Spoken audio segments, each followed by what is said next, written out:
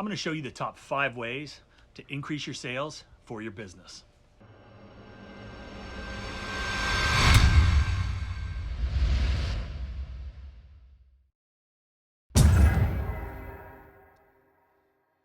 Hey guys, as always, thank you for watching. We appreciate it and we hope your business is benefiting as a result from our little channel. If it is helping, I want you to comment below with 2 words to let us know. And those 2 words are, it helps. And trust me, your comments actually do help the channel. So please take a couple seconds to do just that. Just type, it helps right there. I appreciate it. All right, enough about that. Let's get to the real reason that you clicked on this video in the first place. And that is because you want to know how to increase your sales, get more customers, ultimately making more money. I'm going to give you the top 5 things you can focus on to help increase your sales through marketing your business the right way. These things are geared primarily for guys just starting out, but obviously are applicable to anyone in any service business, so let's get into it. Number 5, you have to get your name out there. This can be as simple as opening up the contacts in your phone and calling or texting every single person that you know to let them know that you're in the pressure cleaning business and that you need their help to let everyone they know about your business. Ask them if they need anything cleaned, if they have any friends that might be interested in a quote, or any friends that might own businesses that might need your services. Believe it or not, most people are going to help, and it's just human nature, so don't be shy, don't be embarrassed, just ask. The next thing to help get your name out there is to go sign up for every free business page out there. I'm talking about Google, Facebook, LinkedIn, Twitter, Instagram, Nextdoor, all of them. These are all free and they're going to help you in getting your name out there quickly. But just signing up isn't enough. You need to add value when you post or promote, and it has to be good. Quality content, and don't try to be too spammy. Contributing quality is key and gives you credibility. Post daily. And let me say it again, post every day. Take before and after pictures of your work and post them. Take pictures of yourself working and post them. These things will help with community engagement, but it doesn't happen overnight. This actually is something that takes consistency and being committed for you to see the benefits. It's basically part of a marketing strategy called TOMA, which is top of mind awareness. You want to be the company that people think about when it's time for them to start looking for a pressure cleaning company. And this does take time, so you have to be consistent in both your message and consistency and dedication to posting. Look, I've been doing this for almost 20 years, and I still do this every single morning. It only takes about 5 minutes, and it really will pay off. Get your name out there by any means necessary. Number 4. Postcards and flyers, but not so much flyers, because I personally think flyers suck. They look cheap, they feel cheap because they are cheap. Like something a kid would hand out for a summer job. I'm definitely not a kid, and this isn't a summer job, so I want potential customers to see and understand that they are dealing with a professional company. There are a bunch of printing companies out there that can do what you need. We personally use Vistaprint for all of our marketing material, and I'll put a link in the description below for some discounts if you want to give them a try. The next question is, how are you going to distribute your cards? You can do it by hand or by mail. We've done both and have had good results. Regardless of the delivery method, postcards have an average response rate between 2 and 4%, which doesn't sound great until you do the math. And then it actually does make sense if you can close about 25% of that response rate, which is, like I said, between 2 and 4, with a good margin. So here's a pretty simple chart to show you what I'm talking about. Printing and mailing 5,000 postcards is going to cost you about $3,250. And if you get a 2% response rate, that's 100 responses. If you close 25% of them, that's 25 jobs with an average ticket price of $350, 50% margin. Your total revenue is about $4,300, which is 35% return on your investment, and that is a good number. But if you don't want to spend that much to do direct mail, which is what I consider the shotgun approach to postcards, you can do what we do, which is the sniper approach with the precision targeted distribution of postcards, which means I choose specific areas, specific neighborhoods, and even specific streets in those specific neighborhoods because I know the areas that spend money on services like ours. You could easily drive around and identify where your ideal target customer base is and target that area. I pay high school or college kids to deliver the cards, and that has been the most successful delivery method with the highest ROI that I've found. Every single one of my employees has postcards in their company trucks. They carry all of our postcards, house washing, roof cleaning, window cleaning, deck staining, even my landscape business. And conversely, the lawn care crews carry pressure washing cards in their vehicles. Another great idea, at every pressure washing job we do, we put postcards in the 5 mailboxes of the houses around the one that we just washed. This works because people want to keep up with the Joneses. Take advantage of that. Business cards. Business cards are of monumental importance and something that I should have mentioned earlier. Never leave your house without a business card and hand them to everybody. Give a few to your customers and ask them to give it to their friends.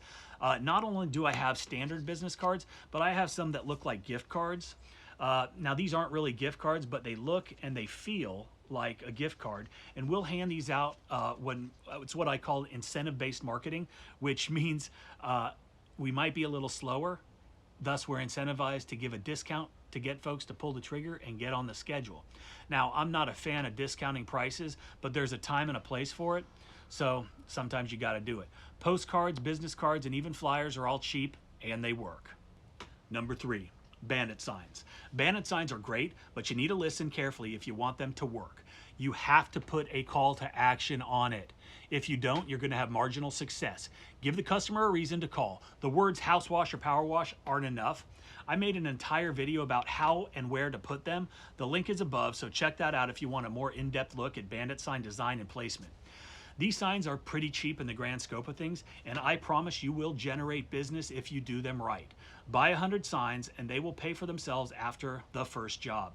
I'll also say that if you're in a smaller rural area, these signs might not be as beneficial just because of population density, but I still believe in them, and I think that they're going to help you increase your sales by getting your name out there, and they will get the phone to ring. We've been using a company out of Texas called Dirt Cheap Signs for over 10 years. These are the go-to guys for us when we need our signs. They can help you with every aspect of your purchase, including design. Their website is dirtcheapsigns.com, and you can use promo code AAPW5 for a 5% discount on your order. The biggest takeaway, use a call to action.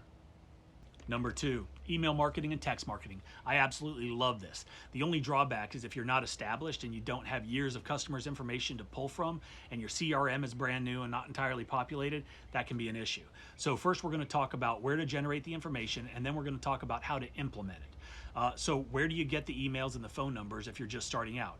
And that's an easy answer. It's everywhere. Depending on your target market, there are multiple places to find this. Here's a few ways that I've found to harvest this information. How many times have you received an email to a large group of people, maybe a school email or a sports email, where the recipients should have been blind copied, but they weren't? Copy and paste that list. Get on the interweb and Google realtors in my area. Start with the largest companies first and work your way down. Copy and paste every single realtor's email address, even the administration people, everybody. You can do this with property management companies, apartment communities, churches, restaurants, the list goes on and on. It's just who you want to target. Just Google that and start pulling emails. Another way, have you ever been to a restaurant and you've seen the little tables where people put out their business cards to promote their businesses? I don't take their business cards because I'm interested in what they're offering. I take their cards for their information. You never know who could be your next best client. If you're on any kind of like local email list, contact that person and let them know that you're just starting a new business and ask them if they'd be willing to share their list. Now, I've had success with this, so it's not completely out of the question. Again, most people are willing to help, maybe not giving you their list, but they might add your business information to their email blast. You won't know unless you ask. You could always do something like ask a local deli or a restaurant if you could put a fishbowl on their counter to give away a free house wash or a driveway cleaning. And then people have to drop a business card or a paper with their email address in it to win. And these things work. Of course, a lot of you might be saying, you're soliciting people and they don't want you to be contacting them. And that's true, but I'm willing to irritate a few folks to feed my family. And all they have to do is hit that unsubscribe button if they're not interested. But on the flip side, they might need something cleaned and they might turn into a long-term customer. You just don't know until you try.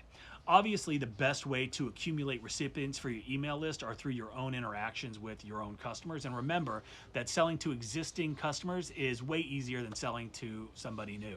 But it takes time to collect these lists, and you need to be working now. So hopefully some of the ideas that we just talked about are going to help. So now you have your list. You need to subscribe to an email marketing service, or you can do it yourself. We use Constant Contact. It's very easy to use. It's inexpensive. It's user-friendly. You can also do text message marketing. Obviously, harvesting cell numbers is a little more difficult, so I'd recommend waiting until you have an established customer base and a significant amount of cell numbers to where it makes more sense for your business. If you do have a decent list of cell numbers, check out the Simple Texting app. It's a great tool and the one that we use. There should be a link below for that as well. We have had great success with email and text marketing. Just don't go overboard with it, or people will just start deleting it. Use it wisely and strategically, and it is going to generate tons of new business, as well as keep your name in front of existing customers. This is something that does work, and I highly recommend it.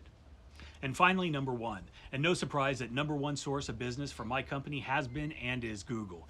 Using Google takes a multi-pronged strategy utilizing reviews, SEO, and on occasion AdWords. I hear a lot of so-called pressure washing experts or gurus preaching about Facebook ads or other social media platforms, and while there is some value there, you need to consider where your potential customers' heads are when you're choosing where to market to them.